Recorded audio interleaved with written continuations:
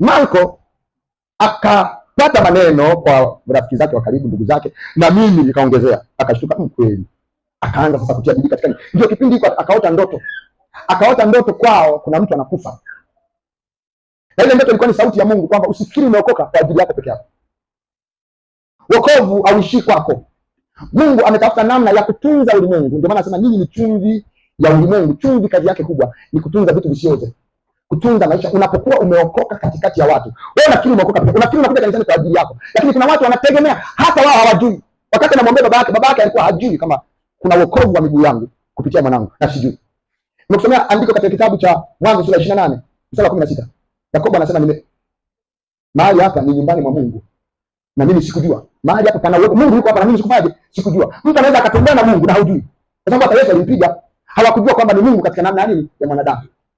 Kwa hiyo Marko akaota ndoto kuna mtu anakufa. Nikemea kwa Mungu, kama nikemea kwa Mungu, unavyorega kwenye mambo ya Kristo, unavyorega kwenye mambo ya ibada, kuna watu watakufa. Kuna watu wanakuhusu, wanategemea kuja kwako ibadani. Wewe unaweza kuwa unaomba rapa kana maga isha kupata, hujui hata unachokisema, lakini kuna mtu ananusurika na ajali, kuna mtu anaepuka saratani kwa sababu ya kuja kwako. Wapi? Ni namna ya Mungu kutunza ulimwengu. Kwa hiyo ilikuwaje? Sijui. Akapigiwa simu na dada yake huyu ambaye anakuja hapa mbele. Sasa njoo dada yake, wakati wa kuja ndio umefika. Huyu dada anaitwa Iti au Lightness. Huyu ni mtoto wa mjomba wa Marko. Ulimpigia kumwambiaje? Ulimwambia nini? Nimwambia dada ana uvimbe. Nimefanya operation mara 3. Ukiacha zile za uzazi. Mara 3. Mwezi wa 6 operation moja, nikashinda mwezi wa 7 na kwenye kwa koma pia. Mwezi wa 8 pia nikafanya operation tarehe 17 ya mwezi wa 8. Nikakaa kidogo tarehe 5 ya mwezi wa 9 nikafanya operation nyingine. Umeona operation hizo zinazohusu tumbo kila mwezi. Alafu ulikuwa na kitu kingine nini? Kitu kingine, kila siku asubuhi nilikuwa nadondoka saa 3. Saa 3 kila siku lazima adondoke. Alafu kitu kingine sio kudondoka, hata pia kutokulala ndani ya miaka miwili na miezi 5 toka nazaa mwanangu. Sijawahi kulala, nalala. Hajawahi kulala usiku. Yaani yeye wakati wenzake wanaamka ndio usingizi unakuja. Usiku unafanya nini? Niko tu na cheki movie. Mapepo yanaendelea kuingia.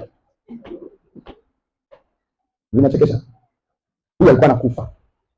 Sasa mtu ambaye anafanywa operation kila mwezi, haya majanga ya nyuma sasa nishikwambie. Tuanzie tu hapo. Kila mwezi operation. Unajua ndio anaenda kufa. Kila mwezi. Haulali. Usipolala unachanganyikiwa. Halali. Anaanguka kila siku saa 3 lazima aanguke, na anafanywa operation kila mwezi. Yeye alikuwa anachukua raundi. Ndio huyu sasa. Ndio akampigia simu. Ile sauti ya Mungu. Unapoenda ibadani, kuna watu unawategemeza. Ndio kushtuka sasa. Alikuja sio aliomba. Unajua nani Marko omba yake. Vibration iliongezeka siku hiyo. Omba ndio kupata ufunuo, akamtumia mdogo wake na dada yake, si mdogo wake nauli kutoka Mbeya akaja. Alipokuja Jumapili baada ya ibada hapa tulikuwa na shughuli kidogo. Sinakumbuka. Ndio dada kuja, nimemkaribisha kama mgeni, nimemshika mikono, nasikia mikono ina vibrate, nasema huko kuna wadudu. Watoke. Tukamwombea hapa, mapepo yakataka kutupiga makofi hapa. Yeye hajui nini kimetokea. Vurugu hapa. Afadhali nilikuwa nimeondoka ili kusiwapotezea na watu wanatunga muda wao. Baada ya kuamka. Kwanza ile Jumamosi alipofika alifikia kwa Monica. Mwisho wa Mungu akafanya maombi pale kwa mara ya kwanza Jumamosi akalala. Alipokuja Jumapili hapa ndio. Hivi kuna siku hujalala tena? Siku zote yani nyumbani wanachanga kupigia simu asubuhi na kupokea. Alikuwa asubuhi mpigie simu akapokea kwa sababu anakuwa amefanyaje? Amelala. Saa 3 gani umeanguka tena? Ulipokuwa huko nyumbani, niseme Ijumaa. Ulipokuwa huko? Hapana. Haujadondoka saa 3. Saa 3 ya mwisho kudondoka ilikuwa Ijumaa kwao. Na Jumamosi ndio amekuja huko. Tumbo unasikia maumivu bado? Sisikii maumivu ya kitu chochote. Kaka, barikiwa sana. Wokovu ni nini? Neno wokovu ni nomino iliyotokana na kitenzi okoa au okoka. Ni kitenzi. Nimesema Kiswahili. Kwa hiyo sio neno la kidini, ni neno la kijamii. Na nimewahi kusema ni kuokoa maana yake nini? Kumnusuru mtu au kitu kutoka kwenye hatari. Ndio maana neno okoa. Watu tu wamevisha hilo neno kidini na liko kwenye maandiko. Kunusurika na balaa. Kunusurika kutoka kwenye janga. Kutoka kwenye uharibifu fulani. Ndio kuokoka. Bwana asifiwe sana. Mfano rahisi ni useme mara nyingine. Unapika maandazi. Sawa? Maandazi yana rangi yake. Ikishafika tunajua yamefanyaje? wapika maandazi wamefanyaje?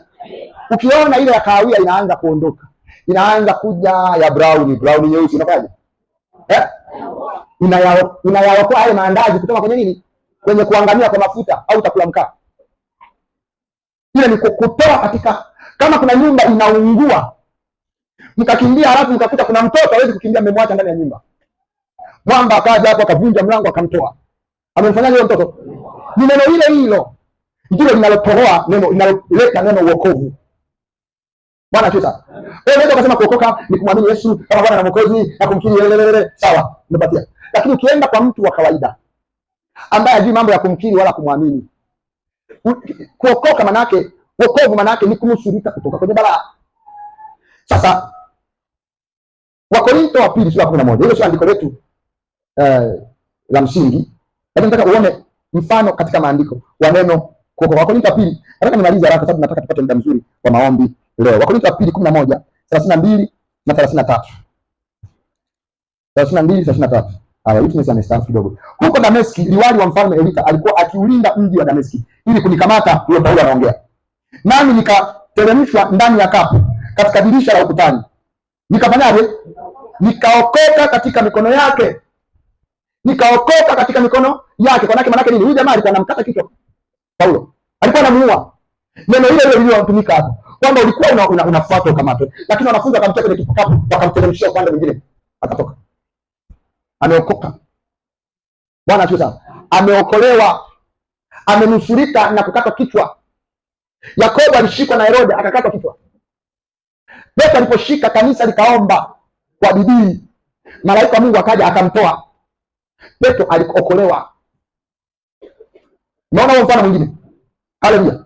Wakati wa gharika ya Nuhu, Mungu kuna kipindi dunia ilimvuruga, akaifurikisha dunia nzima. Fikiri mlima Kilimanjaro hauonekani. Mlima Kilimanjaro, milima mirefu zaidi ilikuwa haionekani. Dunia ikagharikishwa. Yaani hata kama unapiga mbizi kwenda juu haufiki. Hadi samaki walikufa. Ndio hayo maji ya namna gani? Samaki wote walikufa. Lakini Mungu akanusuru Nuhu na nyumba yake, sema na nyumba yake. Yaani kipindi kile mtu aliolewa na mtoto wa Nuhu, Shemu labda hapo. Alidandia licho kwa sababu kama asingeolewa angegharikishwa. Kilichomnusuru ilikuwa ameolewa na mtoto wa Nuhu. Kwa sababu alikuwa na watoto watatu na yeye alikuwa na wake watatu. Na yeye na mke wake ndio walionusurika katika watu wa dunia nzima. Wengine wote sasa nyumba ya Nuhu iliokoka. Wakati Bwana alipotuma malaika kupiga kibiriti Sodoma na Gomora, nyumba ya Lutu na wanae angalau, kwa sababu wale wake walikuwa hawajaongozwa katika toba vizuri. Ilibidi na yeye adandie lifu na nyumba yake. Ilibidi adandie lifu, alikuwa wanaokolewa. Nuhu watoto wake alikuwa na watoto wake, kwa hiyo kila aliyooa amenusurika. Lakini alikuwa kidunia sana, wakaachwa. Lakini Nuhu na mabinti zake wawili wakafanyaje? Kwa hiyo unapoona neno wokovu, ujue kuna uharibifu. Kuna nini?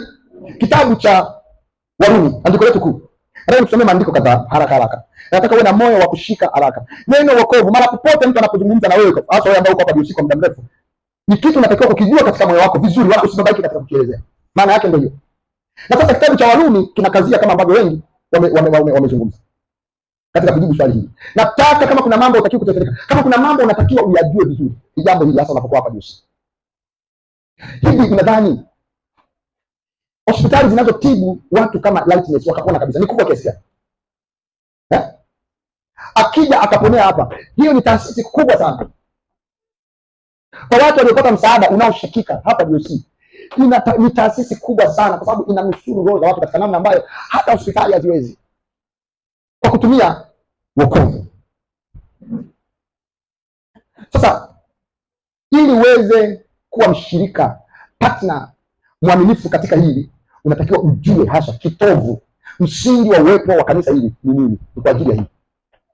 Usipojua maana yake nini wokovu, utakuwa ujui DOC vizuri. Na nataka leo usikilize vizuri, kwa sababu utaenda kumtumikia Mungu pamoja na mimi katika kusababisha watu kupata wokovu. Sema amen. Kitabu cha Warumi sura ya 10. Warumi sura ya 10. Kwanza mstari wa 5. Hapa Mtume Paulo anatumia Agano la Kale kujaribu kunareti au kuelezea sawa sawa na maandiko wokovu maana yake nini, na namna unaweza kupokea kwa kadri ambavyo Mungu amemsaidia. Kitabu cha Warumi sura ya 10 anasema hivi: kwa maana Musa aliandika juu ya haki itokayo kwa sheria, kwa mtu afanyaye hiyo ataishi kwa hiyo.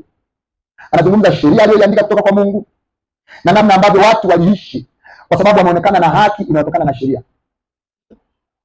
Haki inayotokana na sheria ni Mungu anasema usizini, na pamoja na majaribu yote ya kutokuzini haujazini, unakuwa na haki, lakini imetokana nini? Na sheria. Kama kuna kitu wanatakiwa wapewe watu ambao hawajazini, una haki ya kupewa hicho kitu. Kama kuna ubaya au janga linapaswa liwakute wanaozini, wewe unatengwa, unakuwa umeokolewa kutoka kwenye janga hilo, kwa sababu haujafanyaje? Haujazini. Lakini haujazini sio kwa sababu hukutaka kuzini, lakini kwa sababu ya sheria. Sasa Warumi sura ya 10 tunasema, kwa maana Musa aliandika juu ya haki itokayo kwa sheria, ya kwa mtu afanyaye hiyo ataishi kwa hiyo, bali ile haki ipatikanayo kwa imani. Kuna haki nyingine inayopatikana kwa nini? Kwa imani. Usikilize vizuri. Bali ile haki ipatikanayo kwa imani yanena hivi, usiseme moyoni mwako, ni nani atakayepanda kwenda mbinguni? Itakuwaje sasa? Usiseme ni nani atakayepanda kwenda mbinguni. Maana yake kwenye Biblia anasema, yaani ni kumleta Kristo chini, maana yake kutuletea wokovu. Ni nani sasa? Maana yake wokovu uko kwa Mungu. Nani ataenda mpaka mbinguni kutuletea wokovu? Usisema, usijiulize, ya imani haijiulizi, au ni nani atakayeshuka kwenda kuzimu, yaani kutunusuru na mabalaa, yaani kumshusha Kristo kwa wafu. Lakini anenaje? Lile neno li karibu nawe, katika kinywa chako na katika moyo wako, yaani lile neno la imani tulihubirilo, haliko mbali. Neno hilo haliko mbinguni kwamba nani atalifuata kwa ajili yetu, wala haliko kuzimu kwamba nani atatuletea wokovu. Neno la wokovu liko moyoni mwako. Kila binadamu, nisikilize vizuri, nisikilize, nataka unifuatilie kwa makini sana, usiruhusu mawazo yako yatoke katika hiki ninachokisema. Wokovu ni kunusurika na nini? Na hatari. Bwana asifiwe sana. Na msingi au mtaji wa wokovu Mungu ameuweka kwenye moyo wa kila mwanadamu. Hakuna mtu, nisikilize vizuri, bila kujali dini, kabila, dhehebu lake, ambaye moyoni mwake hana ushuhuda wa Mungu.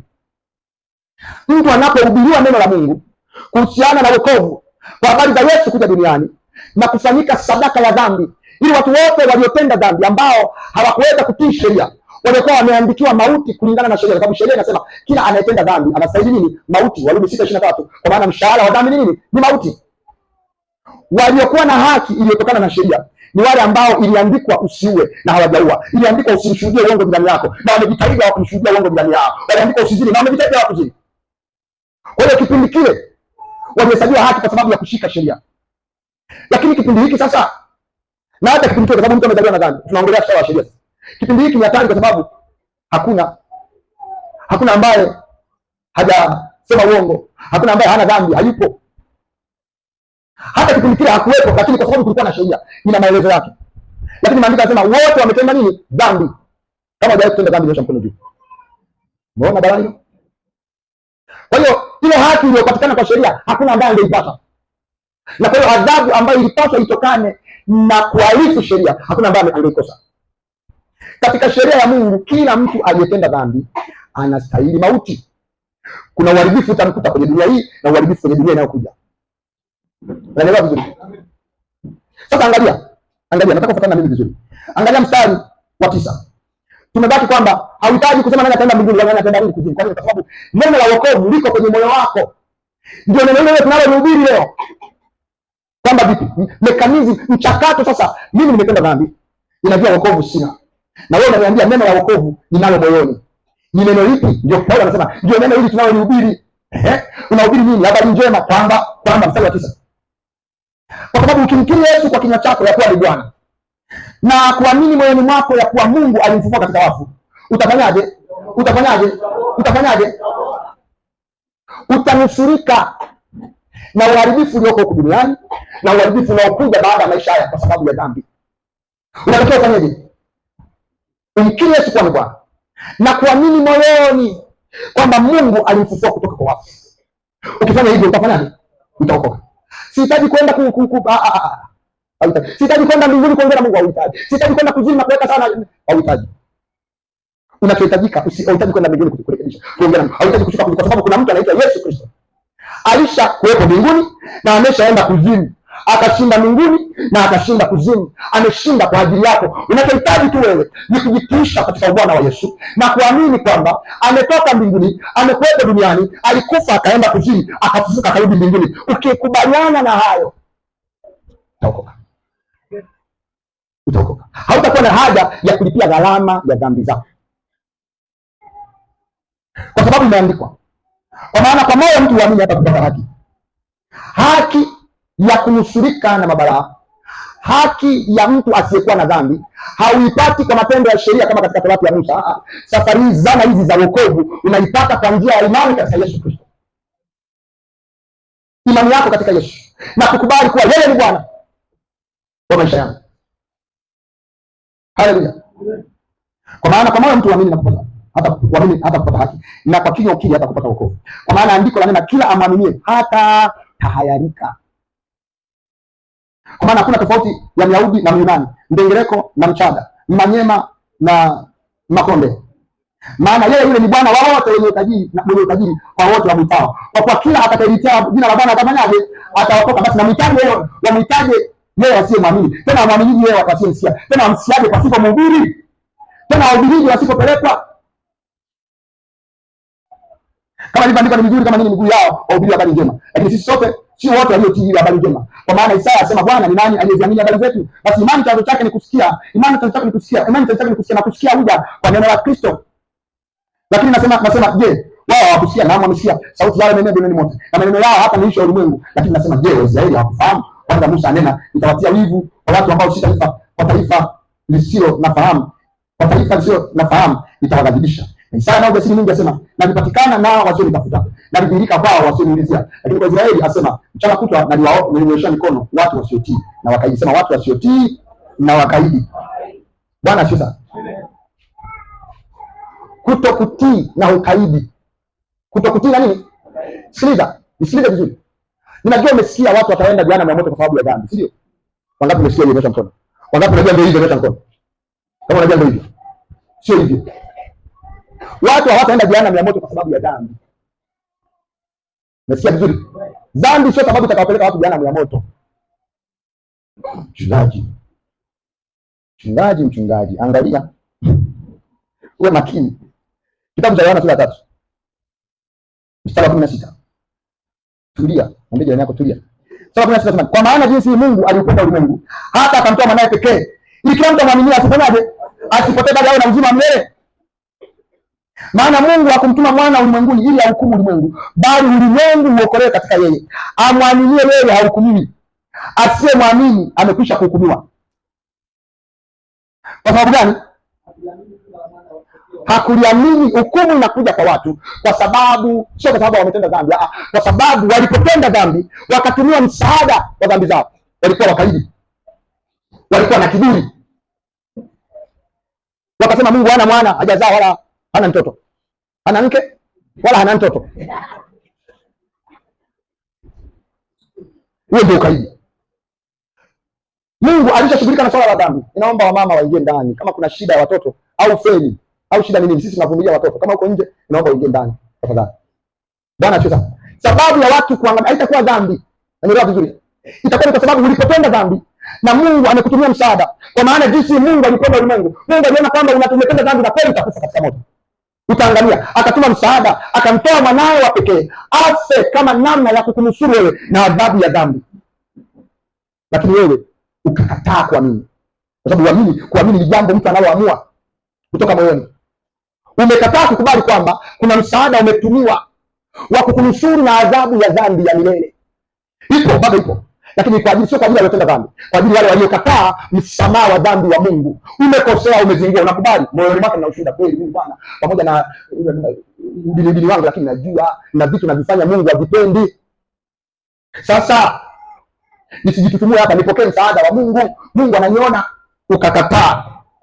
Hapo sasa ndio kitu cha mtema kumi kitakapokuwa. Watu watahukumiwa jehanamu kwa sababu wote wametenda dhambi. Maandiko yanasema kama ni hukumu kwa sababu ya dhambi, wote tutaangamia. Lakini anatukuza Mungu kwa sababu ya Yesu Kristo.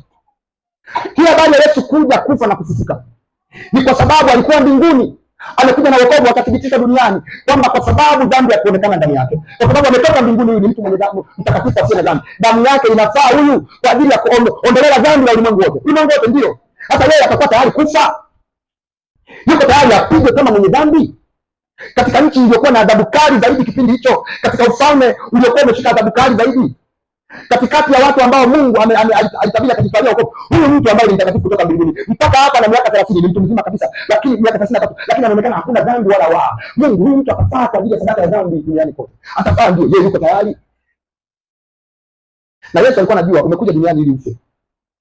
Mimi ndio utakufa, utasulubiwa, utachinjwa. Kuchinjwa ndio utachinjwa, na utakufa kwa damu yako kutiririka yote ikutoke. Damu yote itiririke itoke kwenye mwili wako, ndio ufu ukate roho. Nimefanya nini? Haujafanya kitu. Ila hawa watu uko tayari. Usije hata siku moja ukakubali ujinga wa watu kwamba maandiko ni maneno ya kutunga kwa watu. Utajuta. Maandiko ni habari za kweli. Hakuna mtu ambaye anakataa kuja kwa Yesu Kristo. Hakuna historia inakubali kwamba kweli alisulubiwa akafa. Inakubali kwamba alikuwa ni mtu mtakatifu, hakuonekana na dhambi, hata walijomzushia walishindwa kujithibitisha. Na alikufa kweli. Na alitoka kugoma alipokuwa Getsemani. Kwa sababu roho yake ilikuwa inahangaika. Roho yangu ina huzuni kiasi cha kufa. Kwa nini? Kwa sababu roho yangu inanishuhudia. Ninachoenda kukutana nacho ni kitu cha maumivu sana. Baba, mimi ni Yesu nimefufua wafu, lakini hiki kitu ni kigumu. Hakuna namna. Baba kimya. Inadhani Mungu alikuwa anasikia maumivu ya mwanae. Lazima tu sio? Ukizima kwenyewe kwa kutokea. Baba alikuwa anasikia maumivu ya mwanae mpaka hataki kujibu. Kwa sababu siwezi kusema nenda, najua utakachokipata. Lakini siwezi kusema usiende, kwa sababu ndio sababu hiyo umekuja. Unajua aliomba mara 3. Ikiwezekana kikombe hiki kifanyeje? Hawa jamaa wanawasiliana na mimi kwa muda mrefu. Nimewakwepa muda mrefu. Kama wakimimina ghadhabu yao juu yangu, ikiwezekana kwako wewe yote inawezekana. Hiki kikombe kinaweza kufanyaje? Kaniepuka. Naomba kimya mara ya kwanza. Baba, unanisikia? Mara ya pili. Wewe Mungu wewe. Kiniepuke kwa. Mara ya tatu. Akasema, akajua kwamba sijawahi kumwomba baba yangu mara 3. Hii maana yake sina la kukwambia mwanangu. Kama unakinywea, kinywea. Kama ukiamua kuasi, utakuwa umeasi kama Adamu. Utatafuta namna nyingine kama ipo. Na hakukuwa na namna nyingine ya wokovu. Katika bustani ya Getsemani, wakati Yesu anaomba, mpaka anaomba msaada, palikuwa ni mahali ambapo dunia nzima inapategemea. Dunia nzima ilikuwa inaenda kuangamia, maangamizo yasiyosemekana. Utapata nafasi siku moja kama Bwana akikujalia kujua kuna watu wamewahi kuonja namna ilivyo mtu ambaye hana Yesu anapokata roho. Nimewahi kupata angalau kiduchu kujua maana yake nini. Mtu ambaye hajamwamini Yesu alipokuwa huko duniani, au alikuwa ana imani anakule kuamini kwa mangamungamu. Unajua kule hajielewi, hajafanya maamuzi sahihi, yani nje yupo, ndani yupo. Anasikilizia yule wa kusikilizia. Hajaamua, alafu mauti ikamkuta pa. Hali anayokuwa nayo haielezeki. Ni kitu ambacho mtu atakuelezea ukutana nacho mwenyewe. Watu wanaweza kupunguzia wokovu, lakini kwa sababu hawajajua experience mtu anaipata. Pale mahali ambapo roho yake inatengana na mwili, alafu anahamishwa kutoka duniani. Na anagundua kwamba nimetoka duniani na sina Yesu. Na pamoja na kelele zote nilizokuwa nazifanya na kupamba na dini na dhehebu na falsafa nilizokuwa ninazijua nimedanganya, nimekuja kugundua kwamba Yesu kweli ni Bwana na mimi sinaye.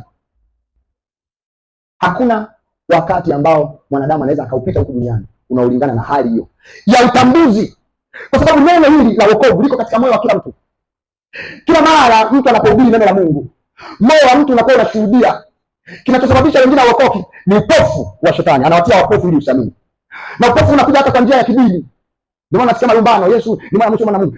Malumbano ya kidini. Kidini cha uzima. Kuna mtu mmoja nimeona kwenye mitandao ya kijamii anasema mambo ya Mungu haya ni ujanja tu wa wazungu kutawala wa Afrika. Ni ujanja. Yesu, habari za Yesu ni ujanja. Ni dini ya kigeni, kwa nini tusiabudu mizimu? Anaongea hivyo. Na unaona like na comment zote anamwambia unajua wana mimi hata mimi niko na watu hivyo, lakini tu kwamba unajua wana. Au dini, mtu anakuwa ana dini yake fulani hivi, anasema mimi nimezaliwa nimekuta mama na baba wanaabudu hivi, kwa hiyo mambo ya wokovu hayo hata sijui hayo mambo ya wokovu yenu hayo. Ameshika dini na ana Biblia, lakini anasema mambo ya wokovu hayo ni yenu walokole. Anachokisema unajua?